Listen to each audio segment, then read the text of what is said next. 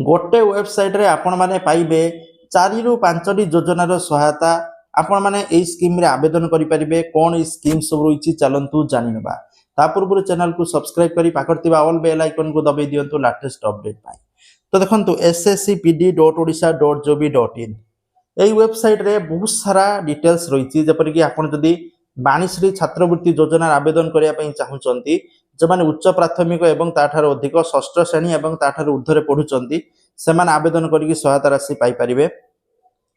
तापर होछि दिव्यांग व्यक्तिक पई सहायक उपकरण पई आवेदन करि परिबे। जो दिव्यांग व्यक्ति रहिले सेमान को बैटरी चालित यान मध्ये भी मिलछि व्हील चेयर जहा भी पई चाहुचंती आवेदन करि परिबे। दृष्टिबाधित छात्र छात्री पई लैपटॉप जदि आपण दृष्टि नाही पाठ पढुचंती भलो ताले लैपटॉप पई मध्ये आवेदन करि परिबे। लैपटॉप मध्ये मिलिबो। ता सहित स्वतंत्र विद्यालय एडमिशन मध्ये एठी करा जाउछि।